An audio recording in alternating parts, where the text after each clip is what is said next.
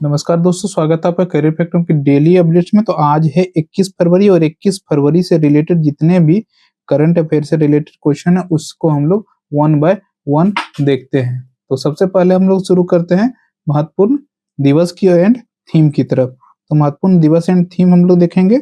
अगर आपने मेरे चैनल को अभी तक सब्सक्राइब नहीं किया तो सब्सक्राइब करें, और टेलीग्राम से फ्री पीडीएफ के लिए आप जुड़ सकते हैं और लेटेस्ट अपडेट के लिए आप व्हाट्सएप चैनल पर जुड़ सकते हैं। सबके लिंक आपको डिस्क्रिप्शन में मिल जाएंगे। आगे बढ़ते हैं।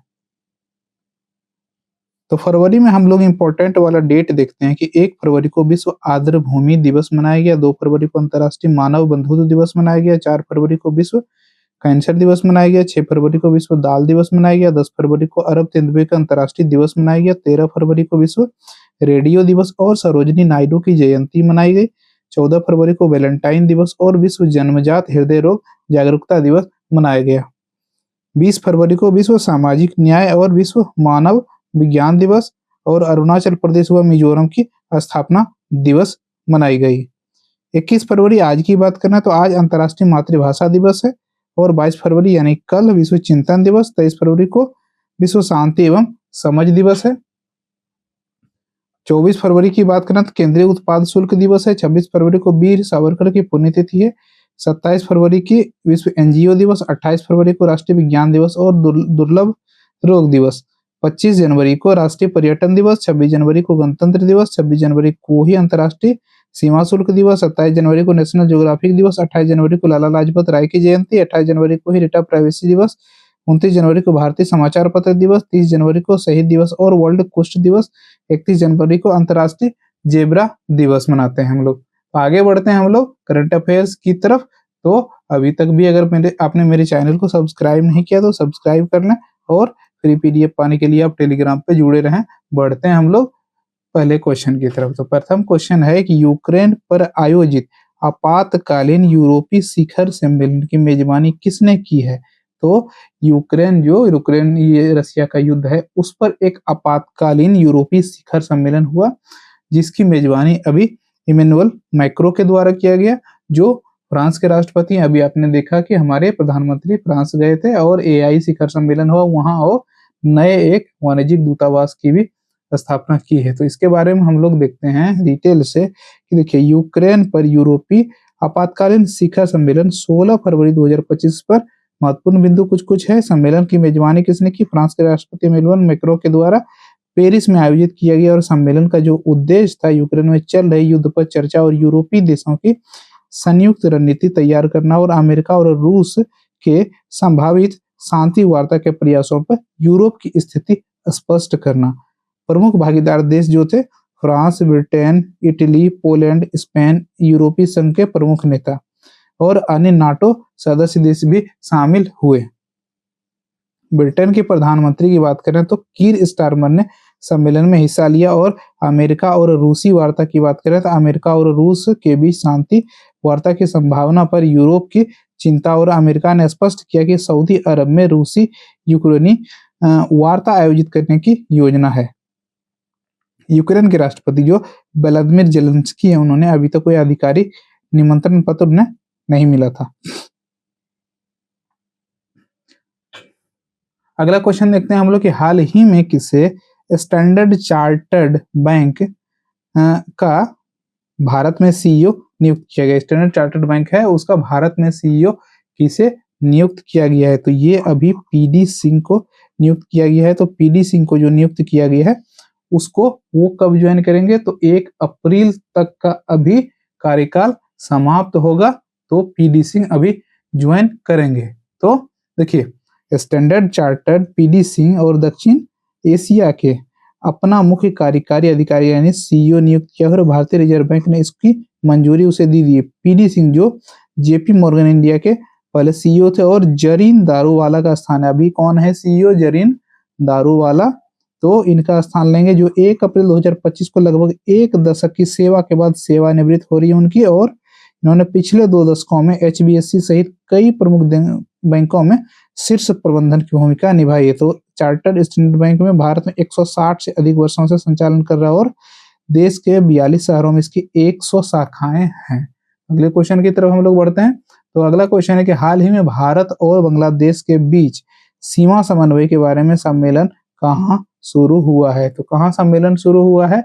ये नई दिल्ली में सम्मेलन शुरू हुआ है। अगला क्वेश्चन है, इसके बारे में कुछ बिंदु हम लोग देख लेते हैं कि भारत और बांग्लादेश 17 से 20 यानी 17 से 20 फरवरी के बीच नई दिल्ली में 55वीं महानिदेशक स्तरीय सीमा समन्वय की बैठक आयोजित की गई और इस बैठक का मुख्य उद्देश्य सीमा प्रबंधन को सुदृढ़ करना था, सीमा पर अपराध नियंत्रण पाना और द्विपक्षीय सहयोग को मजबूत करना था तथा बैठक के समापन पर एक संयुक्त घोषणा पत्र जारी किया गया। इसमें लिए गए निर्णयों और भविष्य की कार्य योजना पर उल्लेख किया गया। देखिए, सीमा प्रबंधन में सुधार किया गया, सीमा पर अपराधों में नियंत्रण और आपसी विश्वास में सहयोग बढ़ाना और सीमा अवसंचरण को विकास और सीमा के निवासियों की सुरक्षा, सीमा पर जो लोग हैं इस तरफ के और उस तरफ के उसकी सुरक्षा कैसे हो, इस पर भी वार्ता हुई है। अगला क्वेश्चन हम लोग देखते हैं कि हाल ही में कहाँ प्रसिद्ध तमिल कवि और दार्शनिक तिरुवल्लुवर की प्रतिमा का अनावरण किया गया है? तो ये तिरुवल्लुवर की जो प्रतिमा का अनावरण किया गया ये फिलीपींस में किया गया। तो फिलीपींस की बात करें तो आकाश मिसाइल की खरीद की पेशकश इन्होंने $200 मिलियन के की है और इससे पहले भी 2022 में इन्होंने ब्रह्मोस मिसाइल हम लोगों से यानी भारत से खरीदी है। तो इसके बारे में देखते हैं कि तमिल कवि तिरुवल्लुवर की प्रतिमा की स्थापना फिलीपींस में हुई।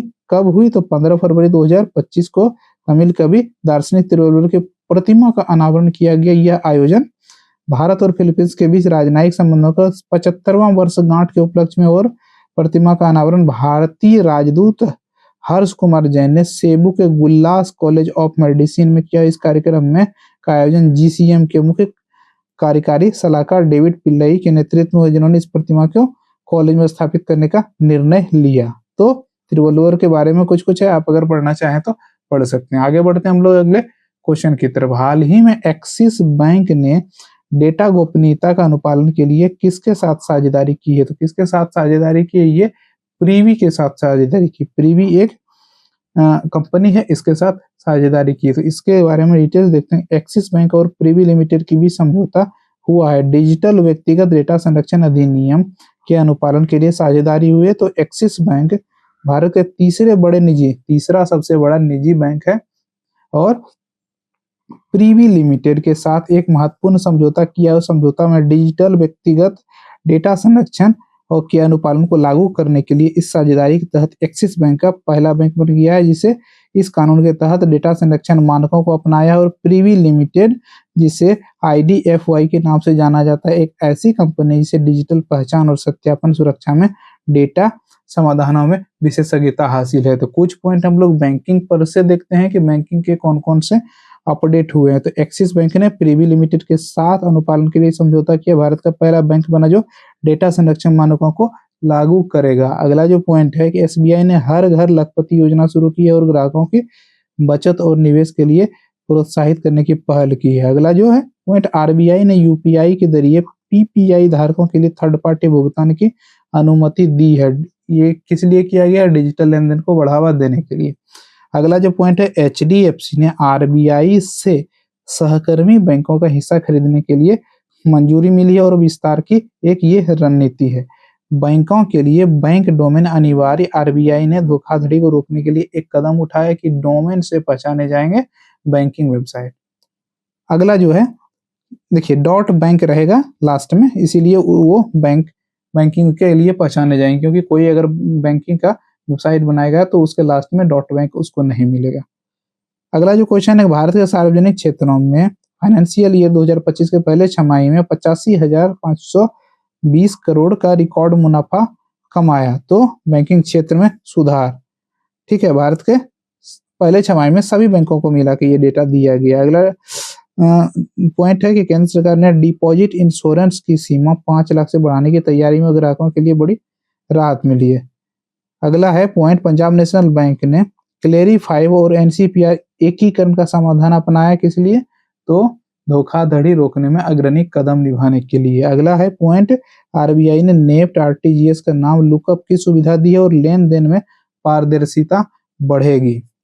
बंधन बैंक ने GST संग्रहण सेवा शुरू की और ऑनलाइन ऑफलाइन दोनों मोड में यह सुविधा उपलब्ध की है। तो अगले क्वेश्चन की तरफ हम लोग बढ़ते हैं कि अगला क्वेश्चन जो है 6ठा नंबर, हाल ही में भारत के पहले वर्टिकल बाइफेशियल संयंत्र का उद्घाटन किया ये कहाँ उद्घाटन किया गया? ये उद्घाटन जो किया गया ये नई दिल्ली में उद्घाटन किया गया है। अगले क्वेश्चन की तरफ हम लोग बढ़ते हैं कि हाल ही में भारत ने किस देश के साथ रणनीतिक समझौता ज्ञापन पर हस्ताक्षर किया है? तो रणनीतिक समझौता ज्ञापन पर जो हस्ताक्षर किया है ये कतर के साथ किया है। आप देख सकते हैं कि हमारे प्रधानमंत्री मोदी कतर के जो है अमीर उनके साथ हैं। अगला जो क्वेश्चन है, हाल ही में ब्रिटिश अकादमी फिल्म पुरस्कार 2025 में किस फिल्म के लिए पुरस्कार मिला है? तो ये कॉन्क्लेव सिनेमा के लिए फिल्म के लिए अवार्ड मिला है। तो हम लोग देखते हैं कि इसमें फोटो में इन लोगों को अवार्ड मिला, ये टीम है उस सिनेमा के। अगला क्वेश्चन है कि हाल ही में किसे भारत की पहली जीसीसी नीति का अनावरण किया है? तो जीसीसी नीति भारत का जो पहला है वो मध्य प्रदेश में अनावरण इसका किया गया है। तो क्या है? तो इसको भी हम लोग देखते हैं कि भारत की पहली जीसीसी नीति का अनावरण किया मध्य प्रदेश ने 17 फरवरी 2025 को भारत के पहले समर्पित ग्लोबल कैपेबिलिटी सेंटर का की नीति का अनावरण किया गया। यह ऐतिहासिक कदम मध्य प्रदेश के मुख्यमंत्री मोहन यादव द्वारा भोपाल में एक समारोह के दौरान उठाया गया और इस नीति का उद्देश्य राज्य की बहुराष्ट्रीय कंपनियों के लिए एक आकर्षक गंतव्य बनाना और टीयर 2 शहरों जैसे इंदौर, भोपाल और जबलपुर को वैश्विक नवाचार और तकनीकी सहयोग का केंद्र बनाना है। जीसीसी नीति क्या है? ग्लोबल कैपेबिलिटी सेंटर बहुराष्ट्रीय कंपनियों द्वारा स्थापित ऐसे केंद्र होते हैं जो अनुसंधान, विकास और डेटा विश्लेषण, सॉफ्टवेयर डेवलपमेंट और अन्य उच्च स्तरीय सेवाएं प्रदान करते हैं। भारत में जीसीसी का बाजार तेजी से बढ़ रहा है और यह नीति मध्य प्रदेश को इस क्षेत्र में अग्रणी बनाने के लिए एक कदम है। अगला क्वेश्चन देखते हैं हम लोग कि हाल ही में भारत ने किस देश को अनार की पहली समुद्री खेप भेजी है? तो अनार की पहली समुद्री खेप जो भेजी है भारत ने अभी हाल ही में ऑस्ट्रेलिया को भेजी है। तो ऑस्ट्रेलिया इसका आंसर होगा। तो हम लोग कुछ कुछ पॉइंट ऑस्ट्रेलिया से रिलेटेड देखते हैं कि ऑस्ट्रेलिया से संबंधित 2025 ऑनलाइनर। तो देखिए, ऑस्ट्रेलिया 16 साल से कम उम्र के बच्चों के लिए सोशल मीडिया पर प्रतिबंध लगाया है और यह कानून फरवरी 2025 में लागू है, जिसका उद्देश्य युवाओं को ऑनलाइन खतरों से बचाना। यानी अगर आपकी उम्र 16 वर्ष से कम है तो आप सोशल मीडिया का इस्तेमाल नहीं करेंगे। इस तरह का कानून वहां लागू है। ऑस्ट्रेलिया ने नए हेट स्पीच कानून पारित किया और 6 फरवरी 2025 से यह लागू कर सरकार ने असहमति को दबाने और जेल भेजने की शक्ति देता है। तो हेट स्पीच को दबाने के लिए कानून पारित किया है। और भारत से ऑस्ट्रेलिया के लिए पहली समुद्री अनार की खेप भेजी गई जो 17 फरवरी 2025 को पुणे से रवाना होकर यह कृषि निर्यात में मील का पत्थर, यानी कृषि में इस एक्सपोर्ट करना ये काफी अच्छा होगा। तो ऑस्ट्रेलिया ने 2025 में एशेज सीरीज इंग्लैंड को हराया और बेथ मूनी की शानदार बल्लेबाजी से ऑस्ट्रेलिया ने जीत हासिल की। अगला जो पॉइंट है, ऑस्ट्रेलिया ने जलवायु परिवर्तन के खिलाफ नई नीति की घोषणा की और फरवरी 2025 में के शुरू में यह 2035 तक कार्बन उत्सर्जन को 50% कम करने का लक्ष्य रखती है। अगला जो क्वेश्चन है कि हाल ही में किस राज्य सरकार ने 50,000 वंचित महिलाओं के उत्थान के लिए जी सफल की शुरुआत की है? तो किस राज्य सरकार ने जी सफल की शुरुआत की है? तो ये गुजरात के राज्य सरकार ने जी सफल की शुरुआत की है। तो हम लोग देखते हैं गुजरात से रिलेटेड कुछ पॉइंट। गुजरात ने भारत की पहली कैपेबल ग्लोबल कैपेबिलिटी सेंटर नीति की शुरुआत की है। तो मध्य प्रदेश के साथ मिलकर 17 फरवरी को 2025 को भोपाल में नीति का अनावरण हुआ है। और गुजरात का बजट 2025-26 में कोई नया कर नहीं लगेगा। 20 फरवरी 2025 को पेश बजट में महिलाओं और नवीकरणीय ऊर्जाओं पर जोर दिया गया है। और सूरत में भारत का पहला वर्टिकल बाइफेशियल सोलर प्लांट फरवरी 2025 में मेट्रो वायडक्ट पर हरित ऊर्जा की शुरुआत करेगा।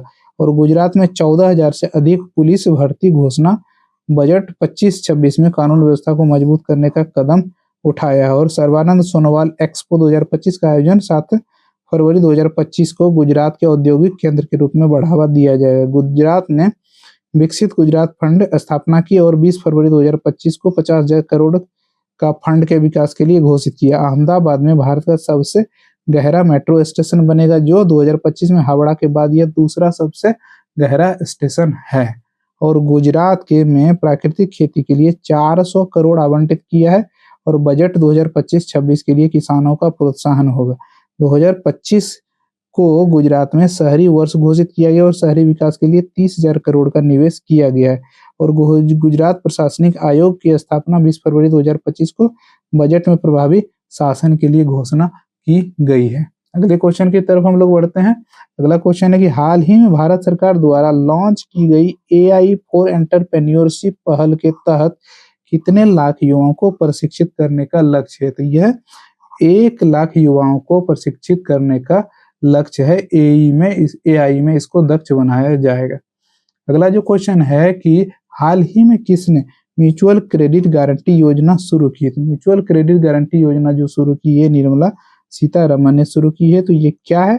म्यूचुअल क्रेडिट गारंटी स्कीम जो है भारत सरकार द्वारा शुरू की गई एक योजना है जो 24-25 के बजट में घोषित किया गया था और 17 फरवरी 2025 को वित्त मंत्री निर्मला सीतारमन ने औपचारिक रूप से इसको लॉन्च कर दिया। इसका उद्देश्य सूक्ष्म, लघु और मध्यम उद्योगों को विनिर्माण क्षेत्र में बढ़ावा देना और बिना कोलेटरल संपार्श्विक और ऋण उपलब्ध कराना। यह योजना राष्ट्रीय credit guarantee trust company limited NCGTC द्वारा संचालित की जाती है। अगला क्वेश्चन जो है अभी हम कुछ पॉइंट देखेंगे वित्त मंत्री से रिलेटेड। तो निर्मला सीतारमन ने 1 फरवरी 2025 को लगातार 8वां बजट पेश करके इतिहास रचा और भारत की पहली ऐसी वित्त मंत्री बनी है जो कि 8वां बजट पेश किया है। और बजट 2025 में 12 लाख तक की आय को कर मुक्त घोषित किया गया और जिससे कि मध्यम वर्ग को बड़ी राहत मिली है।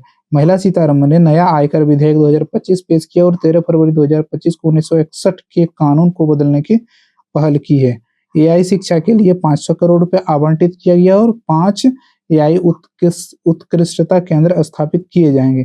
राष्ट्रीय परमाणु ऊर्जा मिशन की 2047 तक 100 गीगावाट परमाणु ऊर्जा का लक्ष्य रखा गया है और बीमा क्षेत्र में 100% FDI की अनुमति दी, यानी फॉरेन डायरेक्ट इन्वेस्टमेंट बीमा क्षेत्र में हो सकता है। और बजट 2025 में जो निवेश को जो है बढ़ावा मिलेगा। और निर्मला सीतारमन ने बंगाल की TMC सरकार पर भ्रष्टाचार का आरोप लगाया और बजट में बजट के बहस में तीखा सवाल जवाब हुआ है। GST संग्रह से अर्थव्यवस्था को मजबूती और ग्रामीण पुनरुत्थान कर चोरी पर रोक का दावा किया गया है।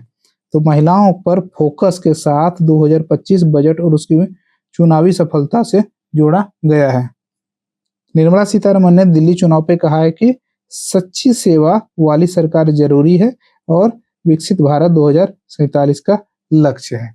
अगले क्वेश्चन की तरफ हम लोग बढ़ते हैं। अगला क्वेश्चन है हाल ही में 23वीं राष्ट्रीय पैरा एथलेटिक्स चैंपियन कहाँ शुरू हुई? तो 23वीं राष्ट्रीय पैरा एथलेटिक्स चैंपियन जो शुरू हुआ है ये चेन्नई में शुरू हुआ है। अगला जो क्वेश्चन है हाल ही में किसने शहरी भूमि सर्वेक्षण के लिए नक्शा पायलट प्रोजेक्ट कार्यक्रम का शुभारंभ किया है? तो ये शिवराज सिंह चौहान जो कृषि मंत्री हैं, केंद्रीय कृषि मंत्री, इन्होंने शुरू किया है, नक्शा पायलट प्रोजेक्ट किया है। तो नक्शा पायलट प्रोजेक्ट जो है इसका उद्घाटन 17 फरवरी 2025 को हुआ है और 26 राज्य और 3 केंद्र शासित प्रदेशों और 152 शहरी निकायों में शुरू किया गया। ग्रामीण विकास मंत्रालय के द्वारा, भारत सरकार के द्वारा शुरू किया गया। और नक्शा पायलट प्रोजेक्ट भारत सरकार एक पहल है जिसे ग्रामीण मंत्रालय, विकास मंत्रालय, भूमि संसाधन विभाग द्वारा शुरू किया गया। इसका उद्देश्य शहरी क्षेत्रों में भूमि रिकॉर्ड को आधुनिक बनाने के लिए भूस्थानिक तकनीकी का उपयोग करना हो या डिजिटल रिकॉर्ड्स इसका बनेगा, डिजिटल रिकॉर्ड इसका बनाना है। 2026 तक इसको पूरा कर लिया जाएगा। तो आगे बढ़ते हैं। जो करंट अफेयर्स वाला सेशन था वो समाप्त होता है।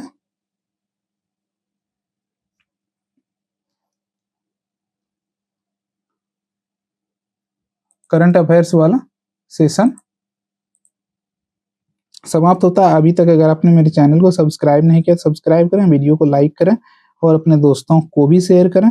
और आप जुड़े रहें निःशुल्क मेरे टेलीग्राम चैनल से फ्री PDF पाने के लिए और लेटेस्ट अपडेट के लिए आप व्हाट्सएप से जुड़ सकते हैं। तो बढ़ते हैं हम लोग रिवीजन सेक्शन की तरफ। तो आगे बढ़ते हैं। तो रिवीजन सेक्शन में देखते हैं हम लोग पहला क्वेश्चन जो है, कल का नए मुख्यमंत्री के रूप में किसे, दिल्ली के नए मुख्यमंत्री के रूप में किसे नामित किया गया है? तो आपको पता होगा कि ये रेखा गुप्ता को नामित किया गया और उप मुख्यमंत्री किसे बनाया गया है? तो आपका क्वेश्चन रहा कि उप मुख्यमंत्री किसे बनाया गया है। वैसे मैं बता देता हूं कि प्रवेश वर्मा को बनाया गया है।